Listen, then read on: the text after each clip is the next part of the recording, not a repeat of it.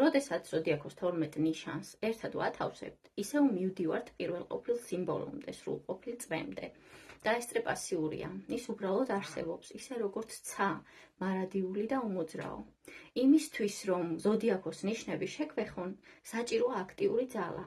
აუცილებელია შუამავალი, რომელიც ზეცასა და დედამიწას შორის დგას და ციურ ენას ადამიანურ ენად თარგმნის. ეს ფუნქცია პლანეტებს აკისრიათ. ისინი ასტროლოგიურ სისტემას ანთებენ, მათ გარეშე ასტროლოგია მხოლოდ უძრავი და აბსტრაქტული იქნებოდა. სწორედ პლანეტები არიან ისინი, რომლებიც ჩვენ გვეხებიან, არა ნიშნები. სწორედ პლანეტებს მოაქვს ზოდიაქოს ენერგიები ჩვენამდე. ჩვენს უჯრედებსა და ქსოვილებში აქსოვენ, ჩვენ ცხოვრებას აყალიბებენ. ღამის ცაზე შეხედეთ ვენერას ან სატურნს. რა ხდება სინამდვილეში? ელექტრომაგნიტური ვიბრაციები მილიონობით მილს გადმოკვეთენ სიცარიელეში. ჩვენს ბადურას 186,000 მილი საათი სიჩქარით ეცემიან და ბიოქიმიურ ცვლილებებს იწვევენ თვალებსა და ტვინში. მინიმუმ ვიზუალურ დონეზე პლანეტები ყოველდღიურად გვეხებიან. და სინათლე ერთადერთი ენერგია არ არის, რაც პლანეტებიდან მოდის.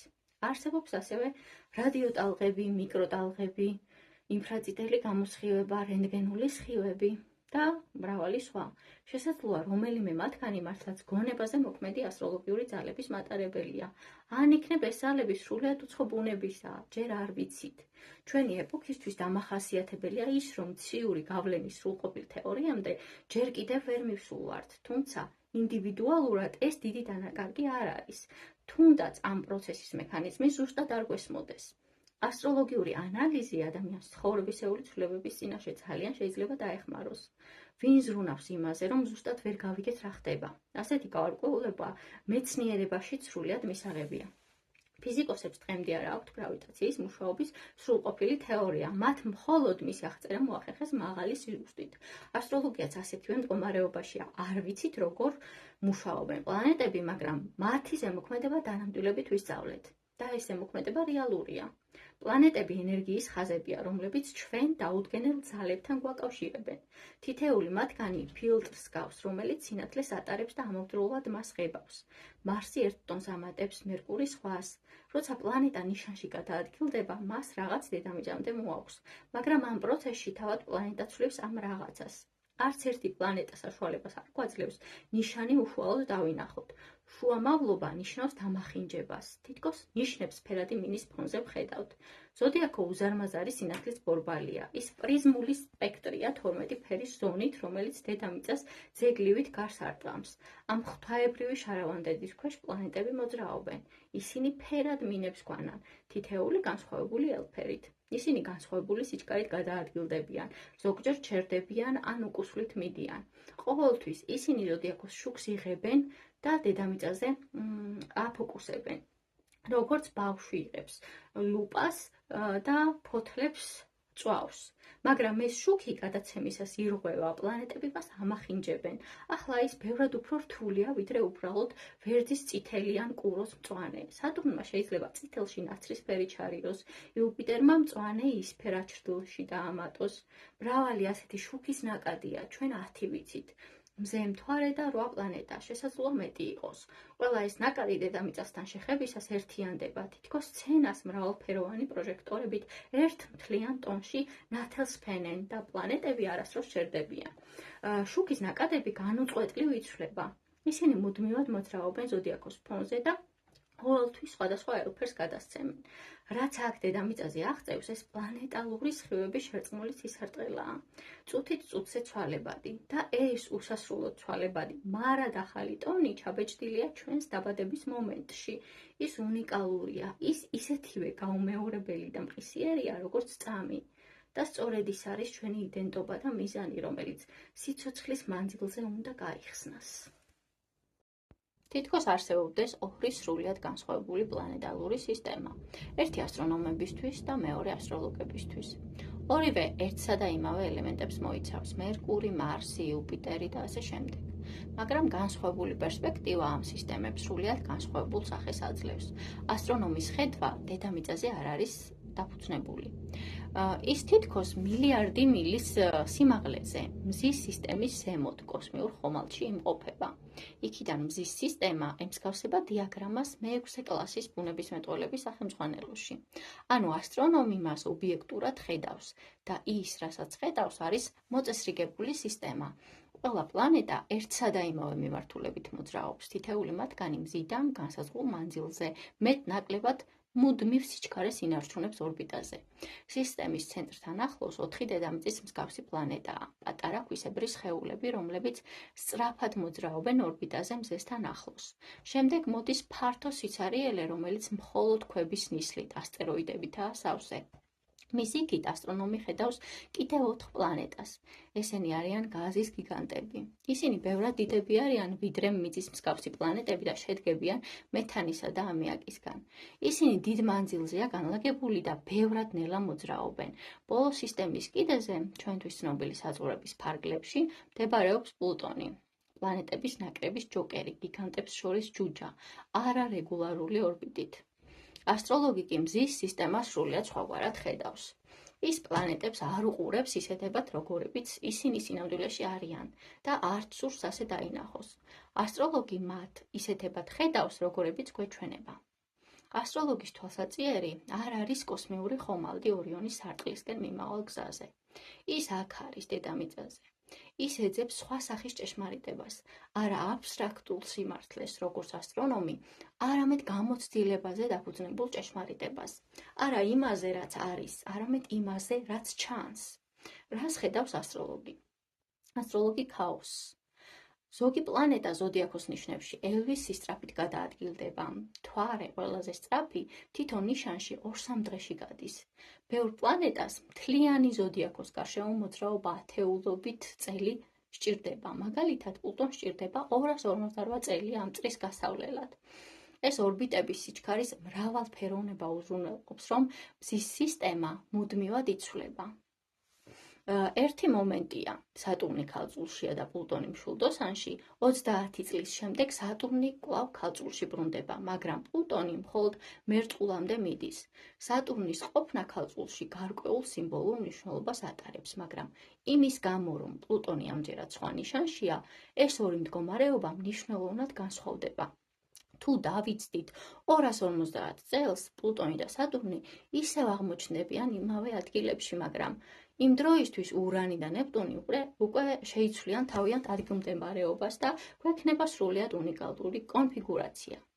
უსასრულო ათასწლეულები უნდა გავიდეს, სანამ პლანეტების რომელიმე კონკრეტული განლაგება მეორედ განმეორდება და მაშინაც კი პლანეტების ორბიტებზე გრავიტაციული ველების ურთიერთქმედების შედეგად მიმდინარე მცირე ცვლილებები ამ განლაგებაში სხვაობა შეიტანს. პრაქტიკული თვალსაზრისით შეგვიძლია ვთქვათ, რომ ნებისმიერი კონკრეტული მომენტი მზის სისტემაში ასტროლოგიური გავლენების სრულიად ახალი, უპრეცედენტო და ერთჯერადი განლაგებაა. დედამიწის პერსპექტივა ამ სურათს კიდევ უფრო ართულებს. დედამიწა მზისგან მესამე პლანეტაა, 2 პლანეტა მასზე ახლოსაა ცენტრთან, დანარჩენები კი უფრო შორს, კოსმოსის სიღრმეში. დედამიწა მათ შორის საათში დაახლოებით 65,000 მილით მოძრაობს. თან ცაზე ბრუნავს, როგორც ბზრიალა. პლანეტების დაკვირვება ასეთი პლატფორმიდან იგივეა, რაც ბალეტის ყურება ატრაქციონზე მჯდომარეს. ასტრონომის მზის სისტემის წესრიგი ქრება. მის ადგილას უაზრობა, დაბნეულობა და ალოგიკურობა იკავებს. ჩვენი მოძრავი პლატფორმა კიდევ უფრო უცნაურ ილუზიებს ქმნის. პლანეტები თითქოს ჩერდებიან, იცვლიან კურსს, უკანსვლას იწყებენ. როცა პლანეტა უკან მოძრაობს, მას რეტროგრადული ეწოდება. წარმოიდგინეთ, რომ მანქანით მივდივართ და გზის პირას მორბენალ ცხენს ვხედავთ. სანამ მისგან შორს ვართ, ნათლად ვამჩნევთ, რომ ცხენი წინ მიიწევს, მაგრამ იმ მომენტში, როცა მას გვერდს ავუვლით, ყველაფერი იცვლება. რამოდენიმე წამით ვხედავთ, თითქოს ცხენი უკუღმა მოძრაობს. ეს უბრალოდ ჩვენი თვალების ილუზიაა, მაგრამ სწორედ ასე ჩანს. მზის სისტემაში ზუსტად იგივე ილუზია ხდება, თუმცა ცხენისგან განსხვავებით, ჩვენი გონება გაცილებით ნელა ხვდება, რა ხდება სინამდვილეში. დედამიწა არის ჩვენი სწრაფად მოძრავი მანქანა. მხოლოდ 2 პლანეტაა, მერკური და ვენერა, რომლებიც მასზე სწრაფად მოძრაობენ. დანარჩენი ყველა ნელა მოძრავი ცხენებია. როცა დედამიწა მათ უსწრებს ორბიტაზე, ისინი რამოდენიმე ხნით ჩერდებიან და უკუ მიმართულებით მოძრაობას იწყებენ. ასე ჩანს ჩვენი პერსპექტივიდან. მაშინაც კი, როცა საქმე სწრაფ პლანეტებს მერკურს და ვენერას ეხება, რეტროგრადულობა მაინც ხდება, თუმცა განსხვავებული მიზეზებით. როგორც ჩვენ, ისინი მზის გარშემო ბრუნავენ, ოღონდ ბევრად ახლოს, მაგრამ ჩვენი თვალები ორბიტებს ვერ აღიქვავს, ჩვენ ვხედავთ მხოლოდ ცაზე მოძრავ სინათლეებს. როცა ეს ორი შიდა პლანეტა მზის გარშემო ბრუნავს, ჩვენ მათ რხევას ვაკვირდებით მარჯვნიდან მარცხნივ და პირიქით. ეს გავს კარუსელზე მჯდომი ბავშვის ყურებას, როცა მას ვაკვირდებით. თავი ჯერ მარჯვნივ ვიბრუნდება, შემდეგ მარცხნივ. მერკური და ვენერაც ასე იქცევიან. როცა ისინი მზის წინ გადიან, ერთი მიმართულებით მოძრაობენ. როცა მზის უკან აღმოჩნდებიან, მიმართულება იცვლება. ასე რომ, მიუხედავად განსხვავებული მიზეზებისა, შედეგი იგივეა. მერკურიც და ვენერაც, ისე როგორც გარე პლანეტები, რეტროგრადულ მოძრაობაში გადადიან. მზე და მთვარე ერთადერთი ციური სხეულებია, რომლებიც რეტროგრადაციას არ განიცდიან. მზე რეტროგრადულ მოძრაობას ვერასდროს ახდენს, რადგან ის სისტემის ცენტრია, ჩვენ ყოველთვის ერთსა და იმავე მიმართულებით ბრუნავთ მის გარშემო, რაც ქმნის ილუზიას, რომ თითქოს მზე ჩვენს გარშემო ბრუნავს, თანაც იგივე მიმართულებით.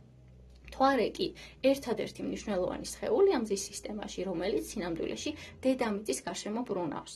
მისი მოძრაობა არ იცვლება და მას სტაბილური პლატფორმიდან ვუყურებთ, ამიტომ მისი რეტროგრადაცია შეუძლებელია.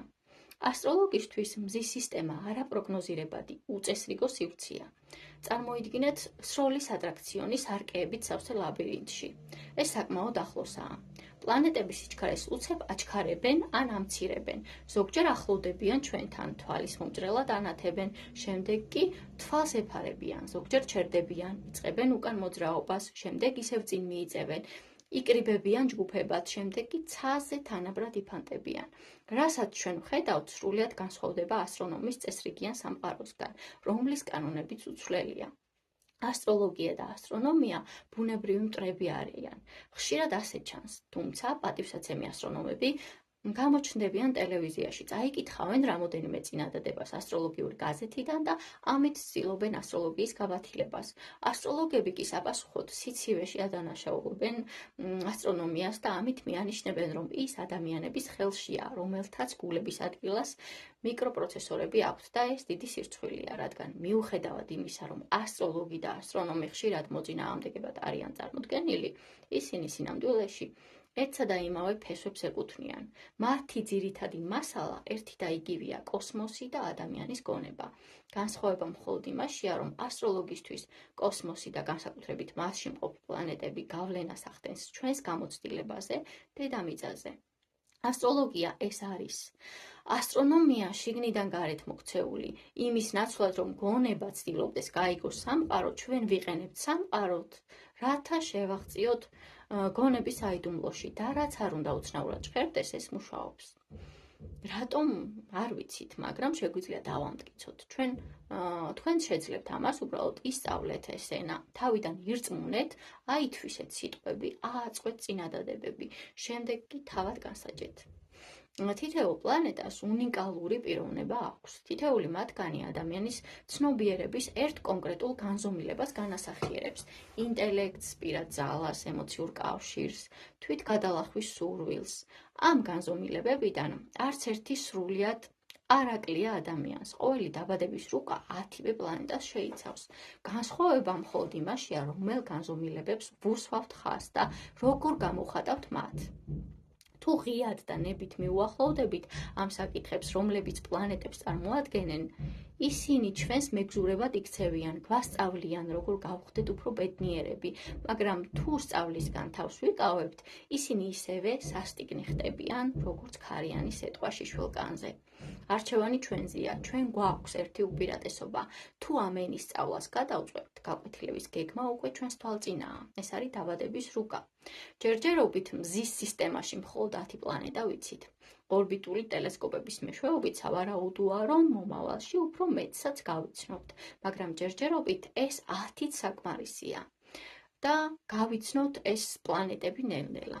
თუმცა მანამდე გავიცნობთ ქალდეურ რიგს, ეს არის პლანეტების ტრადიციული თანმიმდევრობა, რომელიც წარმოიშვა ბაბილონურ ქალდეურ ასტროლოგიაში და დაფუძნებულია პლანეტების მოძრაობის შედარებით სისწრაფეზე დედამიწისგან დანახული გადმოსახედიდან.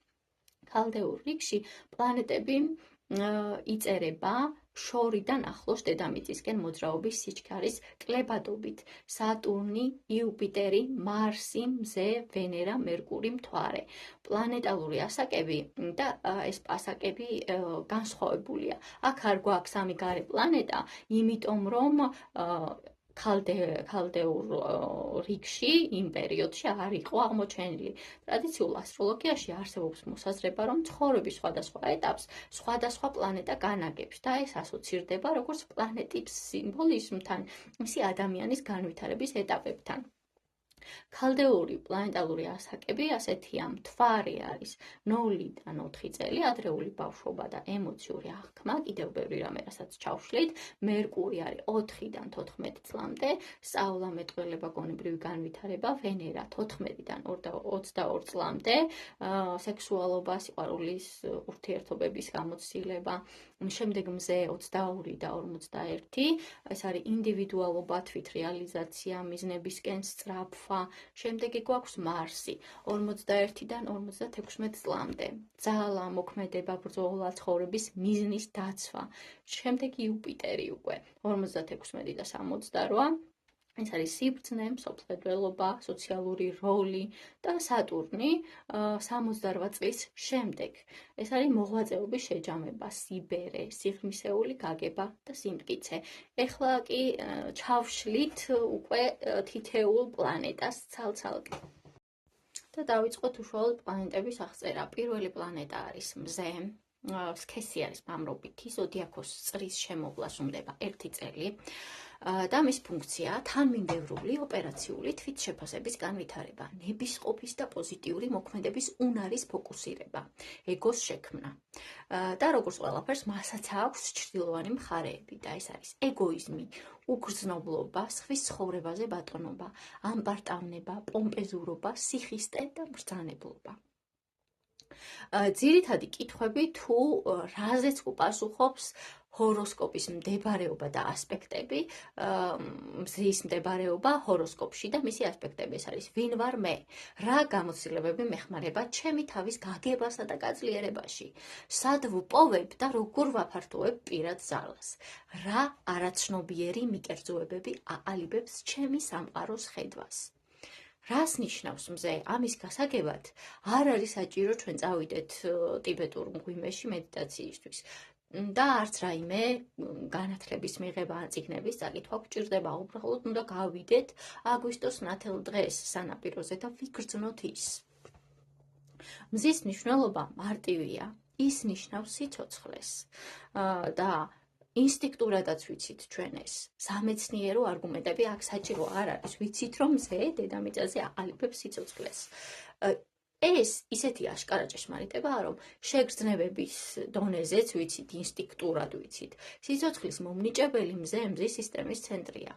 ყველაფერი მის გარშემო ბრუნავს. მისი მასიური მიზიდულობა პლანეტებს ორბიტაზე აკავებს. ასტროლოგიურადაც მზე იმავეს აკეთებს. ის ადამიანის პიროვნების გრავიტაციული ცენტრია.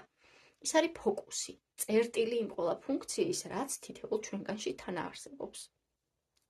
იდენტობის განცდა, შეგრძნება იმისა, რომ ცალკე არსება ხარ უნიკალური ხედვით და გრძნობებით, საკუთარი ცხოვრების ფორმირებით. მზის გარეშე ადამიანი დაიკარგებოდა. ურთიერთგამოვრიცხავი სურვილებისგან პარალიზებული, სამყაროში გამქრალი მზერით.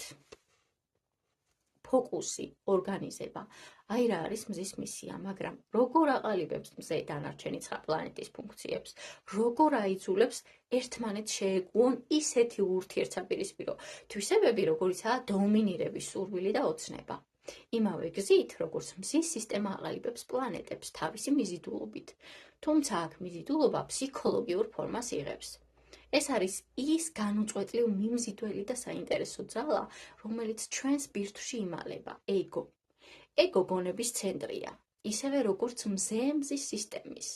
მათი მექანიზმები ერთმანეთის ზუსტ პარალელს წარმოადგენს.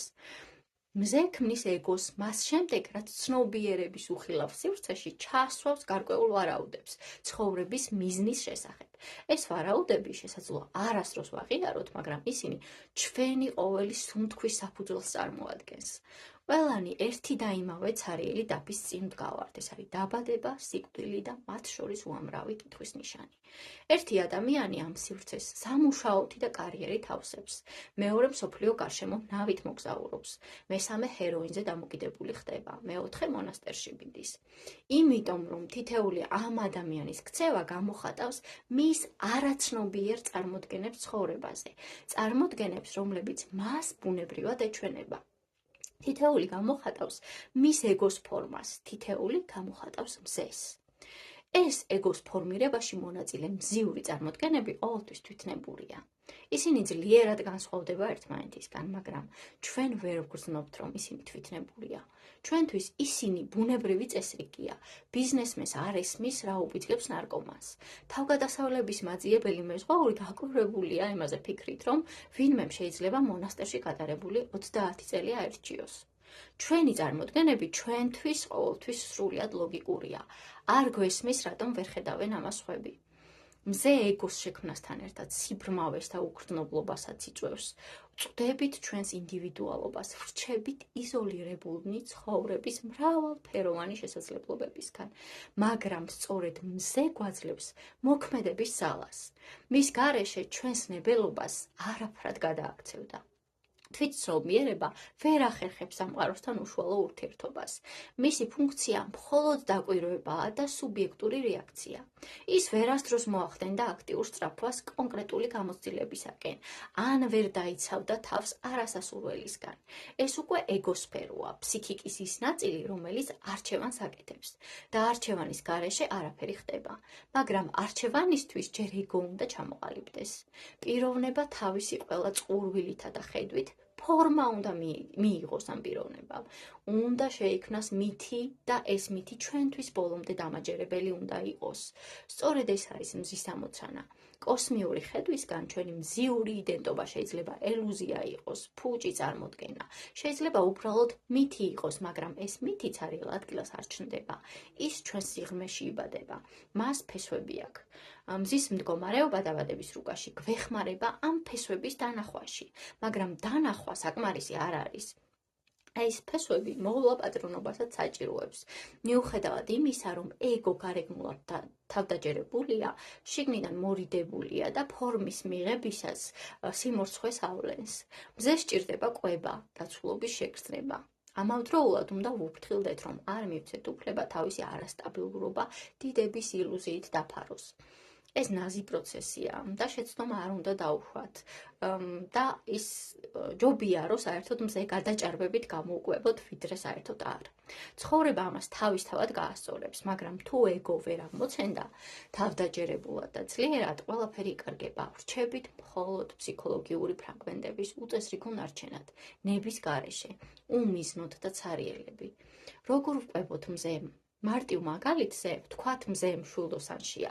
ჩვენ წინა ლექციებში გავიგეთ, რომ ეს ნიშანი რუტინის გარღვევასა და ჩვეულ გარემოს საზღვრებს გარეთ გამოცდილების ძიებას ეხება.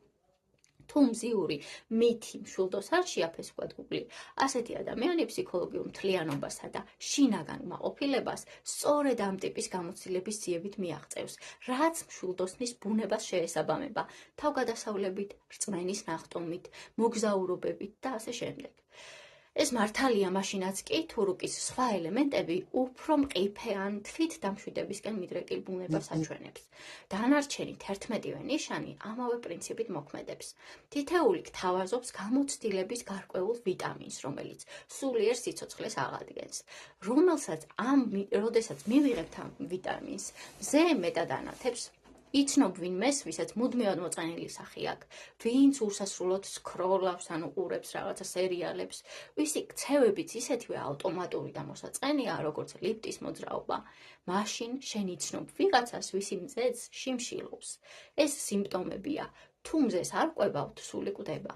მზე პლანეტების ორკესტრში დირიჟორის როლს ასრულებს. მზის მდებარეობა სახლში და ნიშანში აჩვენებს როგორ და სად იგრძნობს და განავითარებს ადამიანი ამ ენერგიას ყველაზე ოპტიმალურად. ყველა პლანეტა ან ღერძი, რომელსაც მზე ასპექტით უკავშირდება, სწორედ ამ ცხოვრების სფეროში ინტეგრირდება. პატარა ბავშვი ჯერ არ არის მზის ენერგიის სრულად გააზრებისთვის მზად.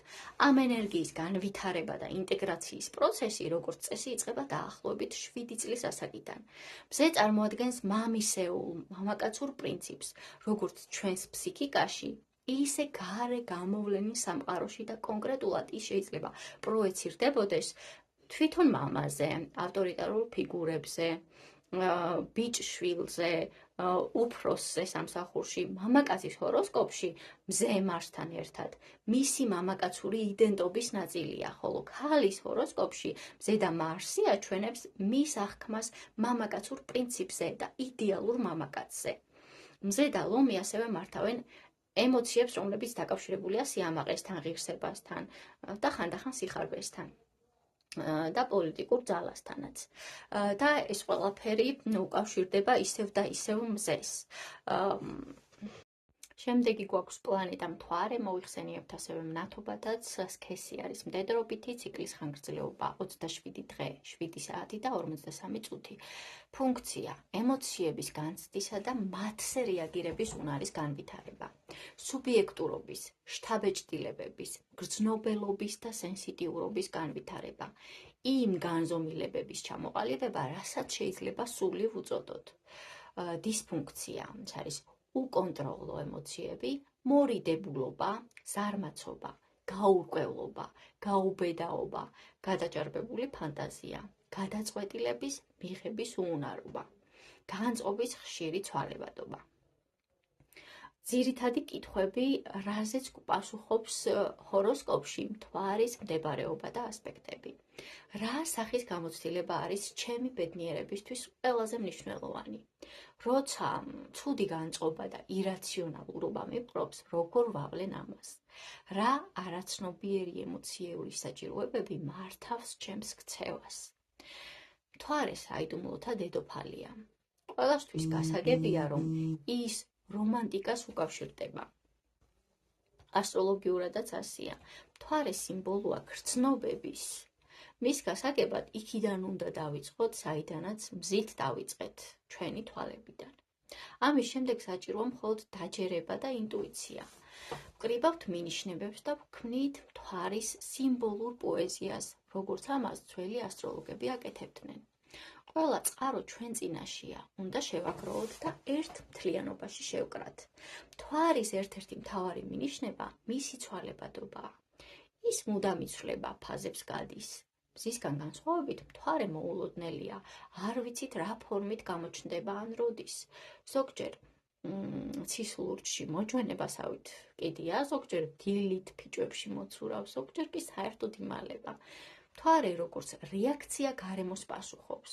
მზე გარემოს მართავს. მთვარე კი რეაგირებს, ემორჩილება, გრძნობს, იღებს და გასცემს. მთვარე სიმბოლოა იმ ცნობიერების ნაწილის, რომელიც რეაქციებს იძლევა, რომელიც გრძნობების გავლენით მოქმედებს და ირგებს გარემოს. მთვარე წარმოადგენს ფსიქიკის განწყობას, ცხოვრების განცდას. იგი არის შთაბეჭდილებებისადმი მგრძნობელობა, არარაციონალური ემოციური ფენა. მთავარი სიტყვა სუფთა ემოციაა. ის რაციონალურობას სხვა პლანეტებს უთმობს. მზე სტაბილურია, მთვარე არასტაბილური. იგი განაყოფიერებას გამოსახავს, ავსებს ცნობიერებას ფანტაზიით. მზემ ეგოს დასაცავად ბევრი არაცნობიერი მასალა უნდა გაფილტროს, მთვარემ არა. ის არ ფარავს, არ ცენზურავს, არამედ განიცდის ყველაფერს. ამიტომ ზოგჯერ ამ ემოციურობამ შეიძლება შეგვარყიოს, დაგვთრგუნოს ან დეპრესიამდე მიგვიყვანოს. მთვარეს არ იზიდავს მკაცრი პირდაპირი რეალობა. მისი ფუნქცია მოქმედება ან გადაწყვეტილება კი არაა, არამედ გრძნობა. ამიტომაც შეიძლება ზარმაცად მოგვეჩვენოს. ის უბრალოდ ოცნებობს. არჩევანი ხიდების დაწყას ნიშნავს და მთვარე უპირატესობას აძლევს იმ სამყაროს, სადაც ყველა შესაძლებლობა ცოცხალია, რადგან არც ერთი არ არის ბოლომდე გათამაშებული. და მაინც მთვარე სულია ცხოვრების. მის გარეშე ყველაფერი მექანიკური და ცივი იქნებოდა. სწორედ ის ბადებს ბედნიერებას და სრულყოფილების განცდას, მაგრამ ასევე იმედგაცრუებასაც. მთვარე არის სიყვარული, შიში, სითბო და სიმახინჯე. მზე აშენებს პირამიდებს და უშვებს კოსმიურ ხომალდებს, მაგრამ თვალებში ელვარება სწორედ მთვარეს აკისრია, როცა ამას ვუყურებთ. ბედნიერად ყოფნისთვის ჩვენი მთვარე უნდა გავაცოცხლოთ. ისევე როგორც მზე ეკოება საჭიროებს, დაბადების რუკა გვთავაზობს ფორმულას, თუ მთვარე ლომშია, სადაც კრეატიულობა და თვითგამოხატვა არის პრიორიტეტული, ასეთ ადამიანს ემოციური მოთხოვნილება ექნება, რომ თავი წარმოაჩინოს და მიიღოს აღიარება. ეს სიამტკბილობასა და თამაშის ელემენტს ანიჭებს პიროვნებას, მაგრამ შეიძლება უკულ შედეგიც მოყვეს. თუ სხვებმა არ მისცეს ეს აღიარება, იგი გახდება მორიდებული და დაუფასებლობის განცდა გააქტიურდება. მაშინაც კი, როცა გარეგნულად ყველაფერი წესრიგშია, შინაგანად ადამიანის სიცარიელეს იგრძნობს. მთვარე არ ისწრაფვის ლოგიკისკენ და არც უნდა ესმოდეს. ის მხოლოდ გრძნობაა, სურვილი გიყვარდეს და უყვარდე და როცა მთვარე ჭკნება, ცხოვრების გული ბნელდება. ვიქცევით გატეხილ მექანიზმებად შემთხვევით სამყაროში. მთვარე ყველაზე ნაზი წარმავალი არსებაა. ის ჩვენი სიხარულია. სხვადასხვა ტრადიციები მთვარის მიერ მზის შუქის არეკულაზე აკეთებენ აქცენტს. ეს ინტერპრეტაცია ხშირად ქალურობის სიმბოლოდ მიიჩნეოდა, მზის მეფობის და მამრობით პრინციპის კონტრასტის ფონზე. თუმცა სინამდვილეში ჩვენ ვიცით, რომ შიშველი თვალით ხილული ან ფოტოზე დაფიქსირებადი პლანეტა, მათ შორის მამაკაცურად მიჩნეული მარსი და იუპიტერიც, შუქს ირეკლავს. მიუხედავად ამისა, მთვარე ყველაზე ნათლად და ხილულად ირეკლავს მზის შუქს და ასევე ყველაზე აშკარად იცვლის ფორმას ციკლის განმავლობაში. ამიტომაც ასტროლოგიურად იგი წარმოადგენს მიმღებ პრინციპს. უნარს მივიღოთ რაღაც და გარდავქმნათ ის ახალ რამით. ისევე როგორც მთვარე იღებს მზის შუქს და დედამიწას თავისი ვერცხლისფერი იდუმალი ნათებით ანთებს. მთვარის მდებარეობა ჰოროსკოპში ნიშანსა და სახლში აჩვენებს ადამიანის ინსტინქტურ ემოციურ რეაქციებს, რომლებიც ჯერ არ არის გაცნობიერებული ან გონებრივად დამუშავებული. მთვარე ასევე უკავშირდება ინსტინქტებს და ემოციური უსაფრთხოების მოთხოვნილებას. ამიტომაც ბავშვები თავიანთ მთვარის თვისებებს უფრო უშუალოდ ავლენენ, ვიდრე მოზრდილები. მთვარის პრინციპი ბავშვობის ადრეულ ეტაპზე არის უმთავრესი, ხოლო დაახლოებით მე-7 წლიდან ან სქესობრივი მომწიფებისას იწყება მზის პრინციპის გაძლიერება. მოგვიანებით მთვარის მდებარეობა ჰოროსკოპში მიანიშნებს იმ გამოცდილებებზე, რაც სავარაუდოდ ბავშვობაში ჰქონდა ადამიანს. მთვარე მთელი ცხოვრების მანძილზე თან სდევს პიროვნებას, როგორც მისი შინაგანი ბავშვი. კარმული ასტროლოგია მთვარეს სულის კარმული მეხსიერების ჭურჭლად განიხილავს. ისტორიულად ხშირად მიიჩნევდნენ მთვარეს გარდაცვლილთა სახლად, ხოლო ეს იდეა დღესაც გვხვდება ეზოთერული ასტროლოგიის ზოგ ფორმაში, სადაც მთვარე მკვდარ პლანეტად ითვლება. მთვარე ასევე სიმბოლურად უკავშირდება ღამის ცნობიერებას, სიზმრებს და ძილისწინა ფაზას. მთვარე წარმოადგენს ქალურ პრინციპს, განსაკუთრებით მის მატერიალურ და მზრუნველ მხარეს. ადამიანის ჰოროსკოპში მთვარე ხშირად აღნიშნავს დედის ხატს ან მის მიმართ დამოკიდებულებას, ისევე როგორც ჩვენს ფსიქიკაში ჩვენს ქალურ ნაწილს. მთვარის ციკლი შეიძლება უკავშირდებოდეს ქალის მენსტრუალურ ციკლს და ქალის ჰოროსკოპში ვენერასთან ერთად მისი ქალური იდენტობის ნაწილია. თუ ქალი დედაა, მთვარე გვაჩვენებს, როგორი დამოკიდებულება შეიძლება ჰქონდეს მას დედობასთან და შვილებთან. შესაბამისად, ინტერპრეტაციისას დიდი ყურადღება ექცევა მზრუნველობის და ზრუნვის თემებს. პრაქტიკულ დონეზე მთვარე ასევე სიმბოლურად აღნიშნავს სახლის გარემოს. მთვარის მდებარეობა ასევე გარკვეულ ინფორმაციას გვაწვდის ადამიანის ფიზიკური ჯანმრთელობის შესახებ, რადგან ემოციები პირდაპირ ზემოქმედებს სხეულზე, ფსიქოსომატიკა. ჩვენ ახლა უნდა გადავიდეთ ისეთ პლანეტების აღწერაზე, რომელიც ახდენს რეტროგრადაციას, მაგრამ მანამდე უნდა გავიაროთ რაღაც ეტაპები. მზე და მთვარე არასდროს ხდებიან რეტროგრადულები. ეს კონცეფცია მათ ასტროლოგიურ გაგებასთან არანაირ კავშირში არ არის, მაგრამ ამ ეტაპიდან ვიწყებთ იმ პლანეტების შესწავლას, რომლებსაც შეუძლიათ მოულოდნელად შეჩერდნენ და ცის მოძრაობაში უკუსვლით გამოჩნდნენ. სანამ უფრო ღრმად ჩავწვდებით, პირველ რიგში უნდა გავიგოთ ამ ასტრონომიული მოვლენის ასტროლოგიური მნიშვნელობა. პლანეტები ვიცით, რომ არხებია, რომელთა მეშვეობითაც ზოდიაქოს ნიშნები თვით გამოხატვას პოულობენ. ამ თვალსაზრისით ისინი ყველანი ექსტრავერტები არიან, მაგრამ როდესაც პლანეტა რეტროგრადულია, იგი ჩვეულებრივ დინებას უპირისპირდება. მისი პოლარობა შეცვლილია. ენერგია გარე მიმართულების ნაცვლად ფსიქიკის სიღრმისკენ მიედინება, არაცნობიერისკენ, სამყაროსთან მოშორებით. ტრადიციული ასტროლოგები ხშირად აცხადებენ, რომ რეტროგრადულობა ნიშნავს ცუდს პლანეტისთვის, თითქოს მას რთულად გამოსდის თავის გამოხატვა. ამაში სიმართლის მარცვალი მართლაც არის, თუმცა როცა ასტროლოგიურ კონფიგურაციასთან სიტყვა ცუდი გვხვდება, ყოველთვის სიფრთხილეა საჭირო. რეტროგრადულ პლანეტას ხშირად თანსდევს მორცხვობა ან შიგნიტკენ მოქცეული ენერგია, მაგრამ ეს მხოლოდ ნაწილია. ასეთ პლანეტალურ ფუნქციას ხშირად საოცარი სიღრმე და მგრძნობელობა ახასიათებს.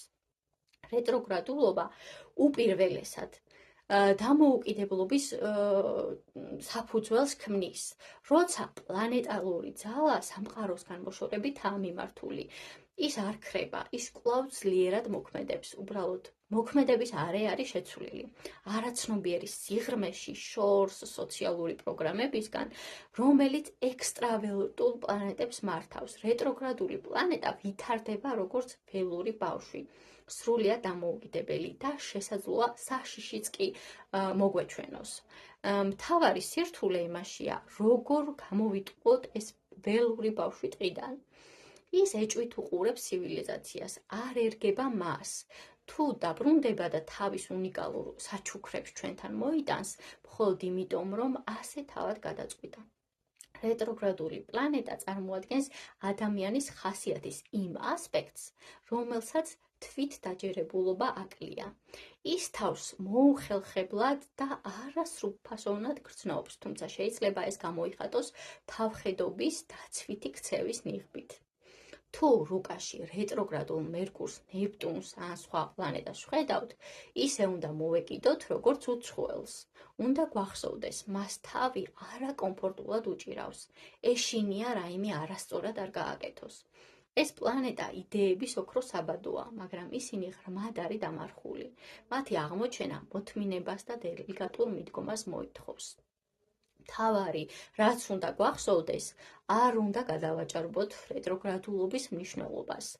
დიახ, ეს ნამდვილად მნიშვნელოვანია, მაგრამ პლანეტის ძირითადი შინაარსი ამით არ იცვლება. მერკური ისევ მერკურია, იუპიტერი არ გადაიქცევა სატურნად მხოლოდ იმიტომ, რომ უკუსვლით მოძრაობს. ძირითადი ეფექტი ისაა, რომ პლანეტა მშვიდდება, უფრო შინაგან ფორმას იღებს. დასასრულისთვის ერთი დამატება გავაკეთოთ. როცა პლანეტა რეტროგრადულ მოძრაობას, პირდაპირ მოძრაობაზე დაბრუნებას აპირებს, მას ეწოდება სტაციონალური. სტაციონალურობაც არ ცვლის პლანეტის ძირითად მნიშვნელობას, მაგრამ აძლიერებს მის გავლენას. ამ ადამიანში შესაბამისი ფსიქიური კამერა მაღალ ძაბვაზე მუშაობს და ხდება ხასიათის წამყვანი, ხშირად ჯიუტი კომპონენტი. პლანეტა მერკური ზოდიაქოს ტრის შემოვლას უნდება 1 წელი. ფუნქცია არის ინტელექტი, ინფორმაციის გადაცემა, საუბარი, სწავლება, წერა, ინფორმაციის მიღება, მოსმენა, სწავლა, კითხვა, დაკვირვება. დისფუნქცია, ნერვიულობა, რაციონალიზაცია, ფორიაქი, გონების გადატვირთვა, ზედმეტი ლაპარაკი, დაუწყობელობა, ჰიპერაქტიურობა. საკვანძო კითხვები. რა არის ჩემი ინტელექტუალური და კომუნიკაციური ძლიერი მხარეები? რა არის ჩემი ინტელექტუალური და კომუნიკაციური სუსტი მხარეები? როდესაც მერკური რეტროგრადულია, გონება შიდა მიმართულებით ბრუნდება, თავისუფლდება და ხდება დამოუკიდებელი და შემოქმედებითი, ინოვაციური. შესაძლოა გამოხატვის სირთულეები ახასიათებდეს, სიტყვები არ ლაგდება, აზრი ვერ ყალიბდება. წარმოვიდგინოთ, რომ თქვენ მიგიწვიეს ტელევიზიის ვიქტორინის თამაშში მონაწილეობის მისაღებად. თუ გაგიმართლათ, წახვალთ ახალი მანქანით და ევროპაში შვებულებით. თუ არა, 10 მილიონი მაყურებლის თვალწინ სულელა და გამოჩნდებით. თქვენ უკვე მოგამზადეს შეგალამაზეც, გამოდიხართ კამერების წინ, იღიმებით მის ამერიკასავით და გრძნობთ დაძაბულობას, როგორც კოსმონავტი გაფრენამდე 1 წამით ადრე. აბამთ წამყვანთან საუბარს, თუ ვინ ხართ, რა საქმიანობთ, ესალმებით ოპონენტს და იწყება წნეხი. თქვენ წამყვანი გაყრით კითხვებს ძალიან სწრაფად. დაახლოებით შედარება რო გავაკეთოთ, იყო ქართულ ტელესივრცეებში ესეთი გადაცემა ყველაზე ჭკვიანი და ერთ წამში უნდა ეპასუხა ბავშვები მონაწილეობდნენ ძირითადად ძალიან სწრაფად პასუხებისთვის. კითხვის შემდეგ კითხვა, მოდის ოფლის წვეთები, გონება მუშაობს მთელი სისწრაფით. და წამსომი მიდის. და ამ დროს გვესმის არის ხმა და ყველაფერი დამთავრდა. და თქვენ მოიგეთ ბილეთი ევროპისკენ. ევროპაზე შვებულება. მერკური არის პლანეტა, რომელიც ხელმძღვანელობს იმ ბიბლიოთეკას, რაც ჩვენ თავში გვაქვს. მისი ფუნქციაა ფიქრი, ცოდნა, დასკვნის გამოტანა, გონებრივი ანალიზი. როცა ის სცენაზეა, ჩვენი გონება מחვილი და სწრაფია. ინტელექტი მაქსიმალურად მოქმედებს და ჩვენ ისევე ფხიზლად ვართ, როგორც მწეველი, რომელიც ფილმს უყურებს ფილტვების კიბოზე. როგორც პლანეტები მზეს უახლოვდებიან, მათი ორბიტა მოკლდება და ისინი უფრო სწრაფად მოძრაობენ. მაგალითად, პლუტონი ყველაზე შორი და ნელი წამში 3 მილს ფარავს, მაგრამ მერკური არის ყველაზე ახლო, მოძრაობს წამში 30 მილით. ის მზის გარშემო ბრუნვა სულ რაღაც 88 დღეში ასრულებს. მაშინ, როცა პლუტონს ამისთვის 258 წელი ჭირდება. თუ თაბრუსხვევა იწყება, კარგია, ესე იგი მერკურის ტალღაზე ხართ. ეს არის გონების, ლოგიკის და სწრაფი აზროვნების პლანეტა. ის ასახავს იმ ჩვენს ცნობიერ ნაწილს, რომელიც გონებრივი სიჩქარის ყველა რეკორდის მოხსნა შეუძლია და ფლობს. ფიქრებს, წამში 1000-ჯერ განანთებულ მენტალურ სიგნალებს. ძველ მითებში მერკური იყო ღმერთების მაცნე. ტრადიციულად მას უკავშირებენ მეტყველებას და წერით კომუნიკაციას. ეს ასოცირება სწორია, მაგრამ მერკურის სუფთა ენერგია უფრო პირველსახოვანია და ეს არის გონებაში წარმოსახვითი სურათების არაორგანიზებული ასოციაციური თამაში, ცნობიერების რეაქცია გარე შეგრძნებებზე. სიტყვები შემდეგ მოდის. ისინი კულტურის მიერ შექმნილი ინსტრუმენტია, ჩვენი აღქმის ქაოსში წესრიგის შეტანის საშუალება. ენა მერკურის სათამაშო მოედანია. მერკურის სრიერი გავლენის მქონე ადამიანი, როგორც წესი, მეტყველია და ყოველთვის მოაზროვნე. მისი აზრები შეიძლება იყოს ამაღელვებელი და აბსტრაქტული, ან უბრალოდ დაძაბული.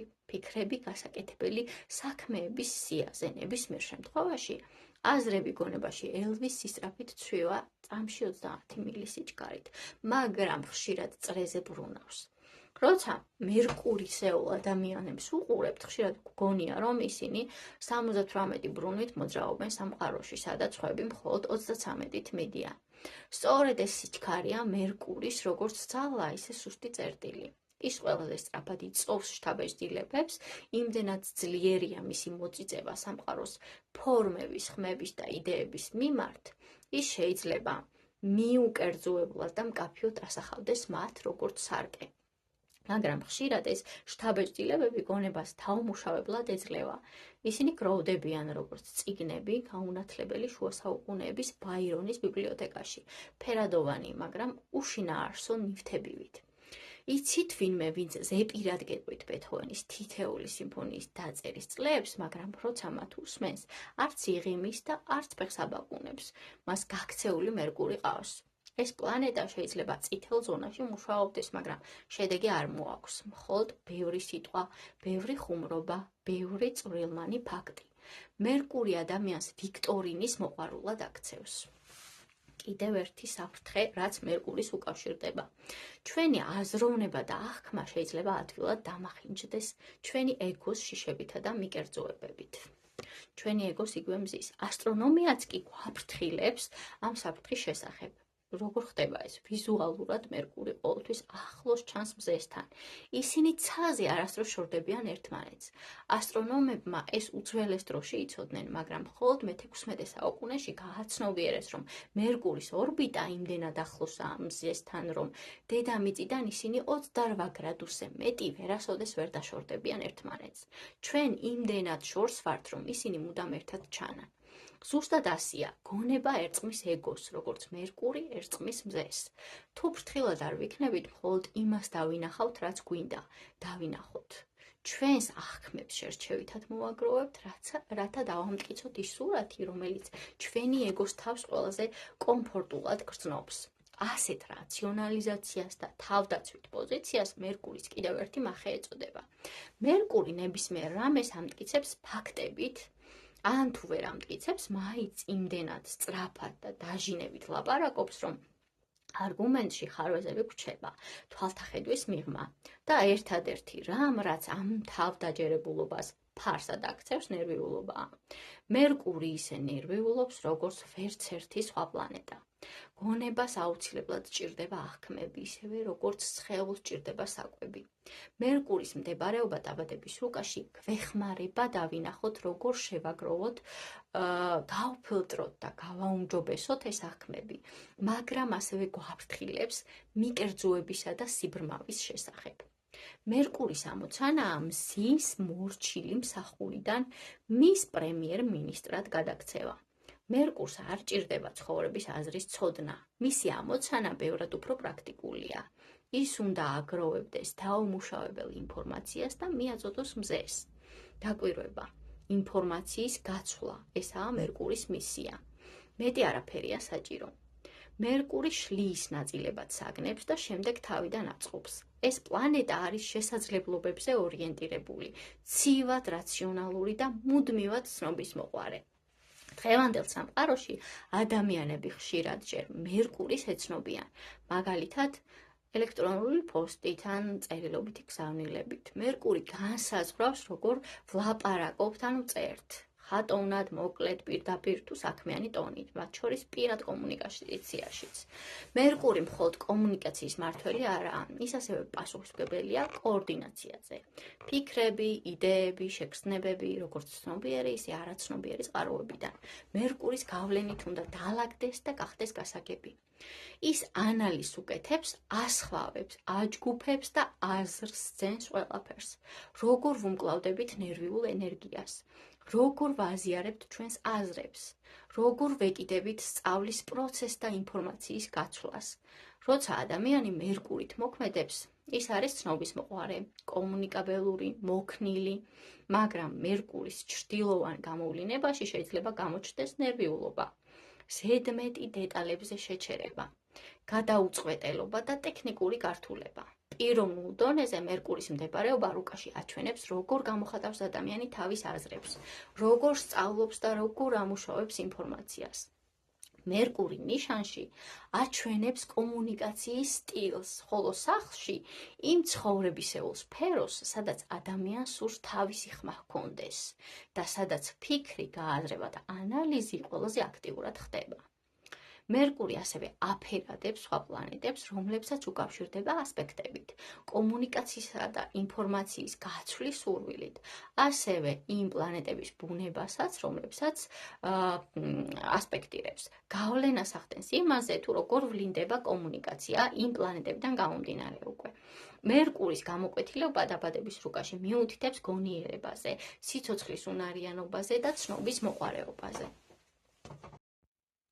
შემდეგი პლანეტა ვენერა, მისი ციკლის ხანგრძლივობა დაახლოებით 1 წელი, სქესი მდედრობითი ფუნქცია, დარღვეული წონასწორობის აღდგენა და ჰარმონიზაცია, ემოციური კავშირების სტაბილიზაცია, ესთეტიური აღქმის უნარის განვითარება, დისფუნქცია, ზარმაცობა, უმოქმედობა, შინაგანი ინერტულობა, სურვილი მხოლოდ სიამოვნებას მიყვეს და თავი აარიდოს ძალისხმევას, მანიპულაციურობა, სურვილი სხვა ადამიანების მართვის, მათზე ზემოქმედების, საკუთარი ინტერესებისთვის გამოყენების, ამპარტავნება, საკუთარ გარეგნობასა და შარმში გადაჭარბებული წარმოდგენები და თავმომწონეობა, სილამაზის კულტად ქცევა, ხასიათის სიძლიერის ნაკლებობა, იული დამორჩილება, ქარის მიმართულებით სიარული, საკუთარი ფასეულობების უარყოფა. უარყოფა იმისთვის, რომ დაიმსახუროს სხვისი მოწონება, გრძნობელობისადმი ქრონიკული მინდობა, სიამოვნებაზე გადაჭარბებული კონცენტრაცია, რაც შეიძლება გამოიხატოს გემოთმოყვარეობაში, სექსუალურ მოთხოვნილებებში, კომფორტის პათოლოგიურ ძიებაში. რა არის მისი ძირითადი კითხვები? ეს არის როგორ დამშვიდდე, რა მჭირდება პარტნიორში, რას ვაძლევ ურთიერთობას და როცა იგი არის რეტროგრადული, შეიძლება გამოიწვიოს მორცხობა, სოციალურ კონტექსტში დაბნეულობა, სასიყვარულო ურთიერთობებში უცნაური უხერხულობის შეგრძნება, დაურწმუნებლობა საკუთარ ღირებულებაში, როგორც პარტნიორი, თავისუფლება და გამომგონებლური შემოქმედებითი ცნობიერება. თუ მზე მეფია და მთვარე დედოფალი, მაშინ ცის პრინცესა ნამდვილად ვენერაა. მისი ნათება არც ისე ძლიერი ჩანს, მაგრამ ის მაინც ყველაზე კაშკაშაა სხვა ვარსკვლავებთან შედარებით. ის არის ნათელი მარგალიტი ციური სამკაულებიდან. ელვარე, თუმცა რბილი, ოქროსფერი ელფერი მის სინათლის განსაკუთრებულობას ანიჭებს. ვენერა ასტროლოგიაში სილამაზის, ჰარმონიის და წონასწორობის პლანეტაა. ის აღვიძებს ჩვენს გრძნობადობას მუსიკის, ფერის, ფორმის მიმართ, აჩენს ემოციას, ცრემლს თვალში. როცა მზის ჩასვლას ვუყურებთ, ზუსტად მაშინ ხდება ეს ყველაფერი. თუ ვენერა არის დომინანტი რუკაში, ეს ადამიანი შეიძლება არ იყოს მხატვარი ან მუსიკოსი, მაგრამ აუცილებლად ექნება სახლის კედლებზე ნახატები ან საინტერესო მუსიკალური კოლექცია. ზოგჯერ თავადაც ქმნის რამეს, წერს ლექსებს, უკრავს ინსტრუმენტებზე, თუმცა შეიძლება ამას არ აღიარებდეს. თუმცა თუ გარისკავდა, სთხოვ რომ შეგისრულოს რაიმე, მოულოდნელად თითქოს პირველად დაინახავ მის ჭეშმარიტ სახეს. ვენერა სიყვარულის, სილამაზის და შინაგანი ჰარმონიის მაცნია. თქმა იმისა, რომ ვენერა ადამიანში ხელოვნებისა და მიდრეკილებას აჩენს, საკმარისი არ არის. ეს უბრალოდ ბედის წინასწარმეტყველებაა. გაცილებით უფრო ღირებულია იმის თქმა, რომ ვენერას ზეგავლენით დაბადებული ადამიანები განსაკუთრებულად ავითარებენ თავიანთ შემოქმედებით უნარებს, რაც მეტად აღიქვამენ საკუთარ თავს, როგორც მხატვრებს. მით უფრო ჰარმონიულად გრძნობენ თავს, ამ შემთხვევაში სამყაროსთან. ისინი არიან ის ადამიანები, რომლებიც საკუთარი ხელოვნებით, ხატვით, მუსიკით, პოეზიით, თეატრით სიამოვნებას გვანიჭებენ, ხოლო თუ ამ მახასიათებლებს უარყოფენ, ისინი შინაგანად ჩორდებიან საკუთარ სიღრმესა და სულის საყრდენ წერტილებს. ვენერა მხოლოდ კოსმიური ხელოვანი კი არა, არამედ ის ძალაც არის, რომელიც ადამიანის შინაგან კონფლიქტებს შორის ჰარმონიას ქმნის. მისი საჩუქარია შინაგანი სიმშვიდე. ძველ ტრადიციებში ვენერა მშვიდობის ქალღმერთად ითვლებოდა, გონების სიმშვიდის სიმბოლოდაც და არა მხოლოდ ერებს შორის ზავის. ვენერას მდებარეობა რუკაში გვიჩვენებს, როგორ გარემოება შეუძლია დაგვამშვიდოს. ის თითქოს ზეცის პასუხია ძილისწინა დამამშვიდებელზე, ვალიუმზე. თუ ასტრონომიულად მივუბრუნდებით, ვენერა დედამიწის ყველაზე ახლო პლანეტაა. მარსიც მეზობელია, მაგრამ ის ორჯერ შორსაა ჩვენგან. ვენერას დედამიწასთან სიახლოვე მხოლოდ სივრცული კი არა, სქესობრივი და ზომობრივიცაა. ის ჩვენი პლანეტის ტყუპად ითვლება. მისი ზედაპირი კი ტოქსიკური ატმოსფეროსა და 900 გრადუსამდე ტემპერატურის გამო ჯერ კიდევ მიუწვდომელია, მაგრამ იქნებ ის ტროპიკული დედამიწის ვარიანტია. რაში მდგომარეობს მისი სიმბოლიზმი და რომ შევაჯამოთ, ვენერა ძალიან ახლოსაა ჩვენთან. თითქოს ჩვენთან ემპათიით არის დაკავშირებული. ცაში ყველაზე მშვენიერია. მას როგორ არ უნდა იყოს ის სიყვარულისა და ურთიერთობების სიმბოლო. დაბადებულები ვართ სიცარიელის შეგრძნებით, თითქოს რაღაც გვაკლია და ცხოვრებას ვხარჯავთ იმ მეორე ნახევრის ძიებაში, ან მის გვერდით თანაცხოვრების სწავლაში. სწორედ ამიტომ არის ვენერასთან დაკავშირებული კითხვები, ვინ მიყვარს, ვინ მჭირდება, ასეთი ძლიერი და ხშირად ამოვნებელი. ვენერა იცის, რომ მარტო სიყვარულზე ფიქრი საკმარისი არ არის. საჭიროა პარტნიორი. ამიტომ ის თითქოს რეკლამას გვიწევს სამყაროში. ზოგს ფიზიკურ სილამაზეს ჩუქნის, ზოგს ხიბლს, მოხდენილობას, სიტყვიერებას, მოძრაობის სილაღეს. ვენერას ტიპაჟები არასდროს არიან მიმწოლი ან უხეში ადამიანები. ისინი გითრევენ თავის ტალღაში და სანამ მიხვდები, უკვე შეპრობილი ხარ. რადგან ურთიერთობები ჩვენი განვითარების ცენტრალური თემაა. ვენერას მდებარეობა დაბადების რუკაში მეტად მნიშვნელოვანია. მისი ზოდიაქოს ნიშანი აჩვენებს ადამიანის სიყვარულის ენას. მის მოლოდინს პარტნიორისგან. მაგალითად, ვენერა ტუპებში ასეთ ადამიანს სჭირდება გონებრივი სტიმულაცია, საინტერესო დიალოგები, მრავალფეროვნება, ახალი გამოცდილებები. ხშირად მეგობრებიც პარტნიორების როლს თამაშობენ. ვენერა კირჩხიბში, აქ ადამიანი გაცილებით უფრო ემოციურია, სიღრმესა და ერთგულებას ეძებს. მისთვის ბუნებრივია მონოგამიური კავშირი და ემოციური ინტიმურობა. ვენერა, როგორც მერკური, ასევე შიდა პლანეტაა და არასდროს შორდება მზეს 48 გრადუსზე მეტად, რაც იმას ნიშნავს, რომ ის კვლავ ეგოსთან არის მიბმული. მისი სინაზე შეიძლება გადავიდეს ამბარდავნებაში, ხიბლი მანიპულაციურობაში. ის შეიძლება გადაიქცეს მომხიბვლელ და მრტყმელ შარმიან პერსონაჟად, ფატალურ ქალადან ლაღ მოთამაშე მამაკაცად. მისი მადლი შეიძლება დაქვეითდეს ზედაპირულობაში. ვენერას უარყოფით მხარეზე შეგვიძლია წარმოვიდგინოთ დაბერებული კინოვარსკვლავი, რომელიც თავის ძველ ფოტოებს უყურებს, ჭარბწონიანია და თან შოკოლადებს მიირთმევს დიდების წარსულში ჩაძირული. ყველა ვიბადების გარკვეული შიმშილით, მაგრამ რისთვის ვშიმშილობთ, ეს ძნელი მისახვედრია. ამ შიმშილის დროებითი დაოկება კი ვენერას ხელოვნებათა შორის ერთ-ერთია. მისი გზები სხვადასხვაგვარია. შეყვარებულის ჩახუტება, მუსიკით ტკბობა, ან მთისმწვერვალის დაპყრობა. სადაც არ უნდა იყოს ეს სიმშვიდე, ვენერა გზას გვიჩვენებს. შეგვიძლია მოусმინოთ, ან არ მოусმინოთ. არჩევანი ყოველთვის ჩვენ გვრჩება. ვენერა წარმოადგენს მიზიდულობის პრინციპს და გამოხატავს იმას, რაც ადამიანს ხდის მიმზიდველს. ვენერას მდებარეობა ზოდიაქოს ნიშანსა და სახლში გვიჩვენებს, როგორ ურთიერთობენ ადამიანები სხვებთან, რა მოსწონთ და როგორ იკმაყოფილებენ ჰარმონიის მოთხოვნილებას. ეს აღწერს იმასაც, როგორ უყვართ და სურთ, რომ უყვარდეთ, როგორ გამოხატავენ სითბოს და როგორ სურთ მისი მიღება. ასევე მიუთითებს იმ საგნებზე, რაც სიამოვნებას ანიჭებთ და იმაზე, რაც მათ ესთეტიურ ბუნებას ეხმიანება. ქალის რუკაში ვენერა და მთვარე მისი ფემინური იდენტობის მნიშვნელოვან მხარეებს წარმოადგენენ. ვენერა ასოცირდება ეროტიკულობასთან და სექსუალობასთან, ხოლო როდესაც მას მარსთან ერთად განვიხილავთ, ადამიანის დამოკიდებულება ამ საკითხებისადმი უფრო ცხადი ხდება. მამაკაცის რუკაში ვენერა და მთვარე წარმოაჩენენ მის შინაგან წარმოდგენას ქალურობის შესახებ. იქნება ეს დადებითი თუ უარყოფითი. ნებისმიერი პლანეტა ან სახლი, რომელსაც ვენერა ასპექტით უკავშირდება, იღებს ვენერას ფერს, მომხიბვლელობას და სილამაზეს. თუნდაც რთული ასპექტი იყოს, ვენერას ჩართვა მას უფრო რბილს ხდის. ვენერა სიყვარულის ქალღმერთი ასტროლოგიაში ვენერა ერთდროულად მართავს ორ ნიშანს, ეს არის ასწორი და კურო. შესაბამისად, ის ორი მთავარი ცხოვრებისეული სფერო სიყვარულის და ფულის სიმბოლოა, თუმცა სიყვარული და ფული ვენერას ზედმეტად გამარტივებული ინტერპრეტაციაა. ვენერა მართავს ჩვენ გრძნობებს, ღირებულებებს და სიამოვნებას, რომელსაც ცხოვრებაში ვპოულობთ. მასთანაა დაკავშირებული მადლი, ხიბლი, სილამაზე.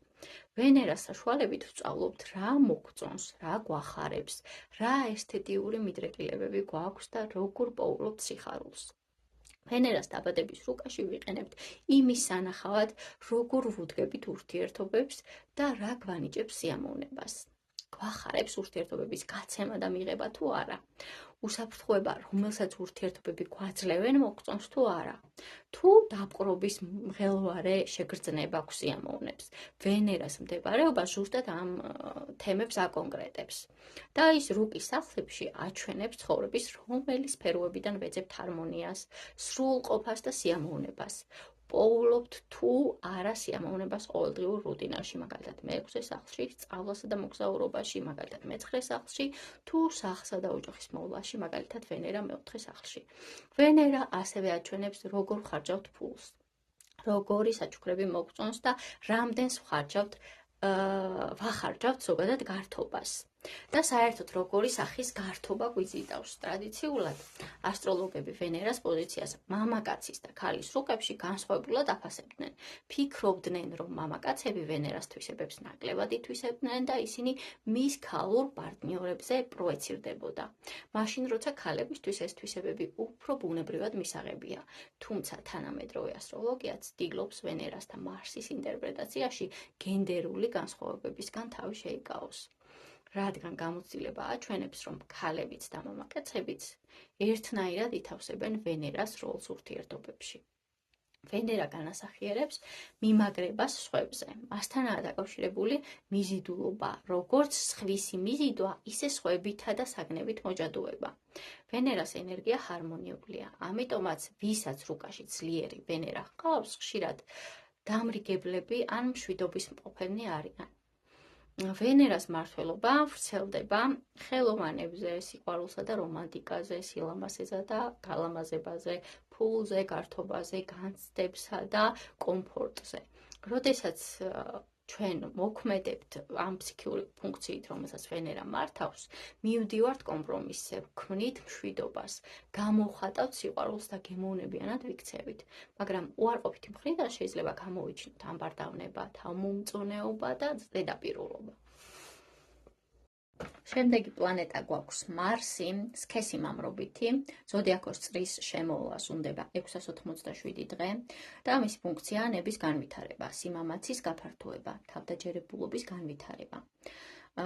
დისფუნქცია იგივე ჭრტილი არის ახსნებადობა, მრისხანება, ეგოიზმი, უგრძნობლობა, სისასტიკე, სადიზმი, გადაჭარბებული თვითგამოხატვა, გაღიზიანებადობა, მუდმივი კონფლიქტის მოლოდინი. ძირითადი კითხვები, რომელსაც პასუხობს ჩვენს ჰოროსკოპებში მარსის მდებარეობა და ასპექტები. ჟღერს ასე: რა ბრძოლების გავლა მართებს? სად უნდა გამოვჩნდე უფრო თავდაჯერებული, რომ უსარგებლო კონფლიქტებს ავარიდო თავი? როგორ გავამახვილო ნება და შინაგანი ძალა? როგორ ვავლენ აგრესიას? როდესაც მარსი რეტროგრადულია, ძლიერ გამძლეობასა და მოთმინებას ავლენს. უჭირს საკუთარი ინტერესების აქტიურად დაცვა, გარედან მშვიდად გამოიყურება, მაგრამ მრისხანებას შიგნით აგროვებს. აგრესია ჩახშულია და შიგნით ქვეცნობიერად ილექება. ის ემოცია, რომელსაც მარსი წარმოადგენს, არავისთვის უცხო არ არის. მისი სიმბოლო შესაძლოა უცხო სიტყვით იყოს გამოხატული, მაგრამ განცდა ჩვენთვის ისეთივე ნაცნობია, როგორც სიმძიმის ძალა. ეს არის აგრესია. მარსი პირველი პლანეტაა დედამიწის ორბიტის გარეთ. მერკური და ვენერა უფრო ახლოს არიან მზესთან, თითქოს მის გარშემო ტრიალებენ. ისინი მზეზე მიბმულები არიან, ვიზუალურად არასდროს შორდებიან. მარსი კი თავისუფალია, მიდის სადაც უნდა. ეს ასტრონომიული ფაქტი მარსის სიმბოლიკასაც ასახავს. თავისუფლება, დამოუკიდებლობა, თვითგამორკვევა. წითელი სისხლივით მბზინავი პლანეტა ძველებმა ომის ღმერთად აღიარეს და მისი შეეშინდათ. მიუხედავად იმისა, რომ ახლა ვიცით, მარსი პატარა, ცივი და უდაბური პლანეტაა, ასტროლოგიურად ის მაინც რჩება ნებელობისა და აგრესიის სიმბოლოდ. როდესაც მარსი რუკაში მნიშვნელოვან როლს თამაშობს, ადამიანი ხშირად უშუალოა პირდაპირ და მზადაა იბრძოლოს თავისი გზის, თავისუფლებისა და სურვილებისთვის. რას გვეუბნება ტრადიციული ასტროლოგია მარსზე? ძველ ასტროლოგებს ეშინოდათ მარსის. ქალდეველი ქურუმები იყვნენ მზად, რომ ცხვარი ეშვილებინათ თუ მარსი შეირხეოდა. მათთვის ეს იყო მავნე პლანეტა, მხოლოდ ომის, კონფლიქტების, მტრობის და ძალადობის სიმბოლო. მაგრამ აქ მთავარი ის არის, რომ მარსი პირველ რიგში ადამიანის ნების ძალას განასახიერებს. ის ენერგია, რომელიც გვაიძულებს გამოვიდეთ გარეთ და ჩვენი ცხოვრება, ჩვენი ავაწყოთ, გამოიხატება ზუსტად მარსით. მარსი გვაძლევს შინაგან მუხტს, რომ ვიმოქმედოთ, ვიბრძოლოთ და გავარღვიოთ ნებისმიერი ბარიერი. ცხადია, მარსის ენერგიით თამაში საკმაოდ სარისკოა. როცა მარსი წყალებში სუდად იქცევა, არ არსებობს პლანეტა, რომელიც მასზე უფრო საშინლად გამოიხატება. შეუძლია იყოს უსაზღვროდ სასტიკი, დაუნდობლად ეგოისტი, წარმოუდგენლად უგრძნობი. თუკი მკვლელობის ინსტინქტი საერთოდ არსებობს, მაშინ მარსი მისი სიმბოლოა. მარსის გარეშე ჩვენ უბრალოდ მოვკვდებით. მარსის განადგურება ნიშნავს სიცოცხლის ენერგიის განადგურებას. ეს ის პლანეტაა, რომელიც სიცოცხლეს ენთუზიაზმს ძენს. ის თვალისთვის ბრწყინვალეა, მოხუც მამაკაცებში და სულის სიმხნევე ხანდაზმულ ქალებში. ზუსტად ეს მარსის ენერგიას ძენს ძალას მარათონელ მორბენალს ბოლო ნახევარი მილის გასარბენად.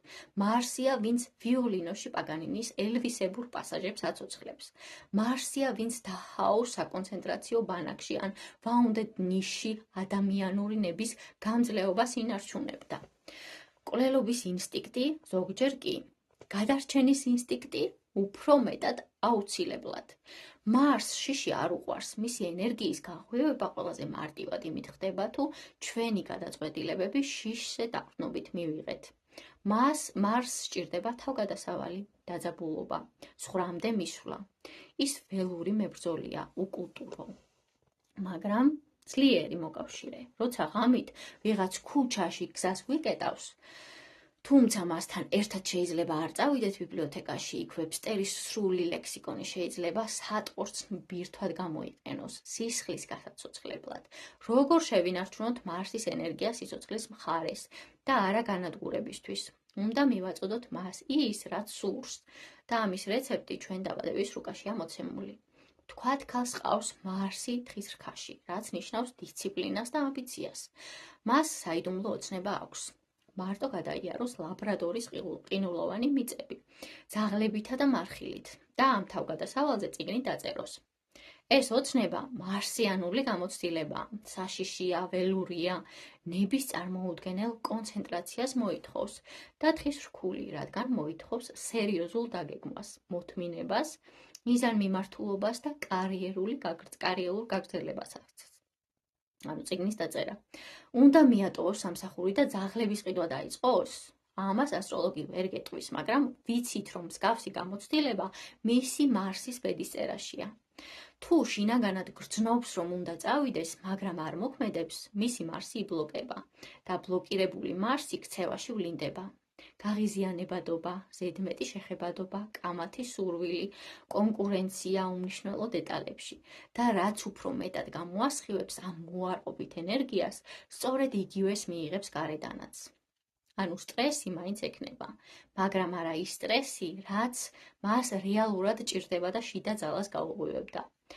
ასე რომ უკეთესი იქნებოდა თეთრ დათვების შესახვედრად წასულიყო. დასასრული მარტივია, დაუპირისპირდი დათვებს და აი ეს არის ყველაფერი, რაც მარსზე უნდა იცოდე. რადიარის მიხედვით მარსი ნიშნავს სურვილს, დავტოვოთ ცენტრი და მისი სიმბოლოც ზუსტად გამოხატავს ამას. და სიმბოლურად გამოხატავს ყველა დასაწყის, ყველა ინიციატურ იმპულსს, თავის პროექციას, როგორც წმინდა ენერგიის გამოშვებას. მარსის მდებარეობა რუკაში ზოდიაქოს ნიშანსა და სახლში გვიჩვენებს, სად და როგორ იწყებს ადამიანი მოქმედებას, როგორ იღებს ინიციატივას და როგორ იბრძვის მიზნის მისაღწევად.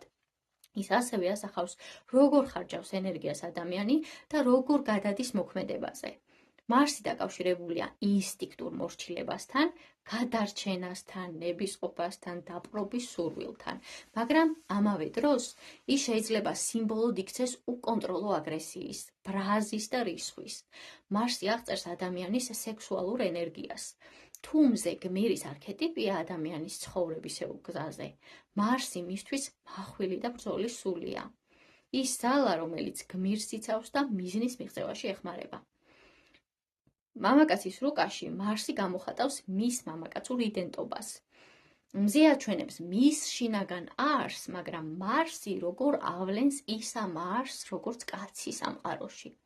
ქალის რუკაში მარსი აჩვენებს მის ინიციატივას, აგრესიას და იმ მამაკაცის ტიპს, რომელიც მას იზიდავს. თუ მარსი დაბადების რუკაში სხვა პლანეტებს ან სახლებს ეხება ასპექტში, ანუ ის მათ ააქტიურებს და აცოცხლებს. რთულ ასპექტებში მარსი შეიძლება გამოიხატოს როგორც კონფლიქტური პიროვნება ან ადამიანი, რომელიც ხშირად აწყდება კონფლიქტურ ადამიანებს. რეტროგრადული მარსი ხშირად მიუთითებს დაბალ თვითშეფასებაზე, რადგან მისი ბუნებრივი აგრესია შიგნით არის მიბრუნებული და შინაგან ენერგიად იქცევა. მარსი მართავს აგრესიას, ბრას, გადარჩენის სურვილს, ასევე სექსუალურ სურვილებს, განსხვავებით ვენერასგან, რომელიც რომანტიკულ მიზიდულობას მართავს. მარსი პირველყოფილ ფიზიკურ მიზიდულობას უკავშირდება. ეს მოქმედების პლანეტაა, არა რეაქციის. მარსის ძალაში არ არის დაფიქრება, ის მოქმედებს დაუყოვნებლივ. მისი ენერგია მზის ენერგიისგან განსხვავდება. მზე შემოქმედებითი ნების გამოხატვაა, მარსი კი უხეში, უშუალო ძალა. მარსი არის ის ენერგია, რომელიც დილით საწოლიდან გვაყენებს. ჩვენი მიზანდასახულობა, ჟინი, მოძრაობის იმპულსი. როცა მარსს ვავლენთ, ვხდებით მოქმედები, პირდაპირები, თავგადასავლების მაძიებლები. მაგრამ უარყოფით გამოვლინებაში ვხდებით მოუთმენლები, აგრესიულები ან მოძალადეები. რუკაში მარსის მდებარეობა ნიშანში აჩვენებს ჩვენს ძირითად სექსუალურ ბუნებას. როგორ ვგრძნობთ და გამოვხატავთ ბრას, რა გვაცოფებს და როგორია ჩვენი პირველი ინსტინქტური რეაქცია მოქმედებაზე. მარსის მდებარეობა სახლში მიუთითებს იმ ცხოვრებისეულ სფეროებზე, სადაც ვიყენებთ ჩვენს მიზანდასახულობას და ვავლენთ ენთუზიაზმს. პლანეტები, რომელსაც მარსი ეხება ასპექტში, წარმოადგენს იმ პლანეტების გამოხატულებას მოქმედების, ძალისხმევების და თვითგამოხატვის სფერებით და ამით აღწერს, რა სახის გამოცდილებას ეძებს ადამიანი ცხოვრებაში. მოკლედ, დღევანდელი ლექცია სულ ეს იყო, დავამთავრეთ და შემდეგ ლექციაში გავაგრძელებთ სოციალურ და უმაღლეს პლანეტებს. მადლობა.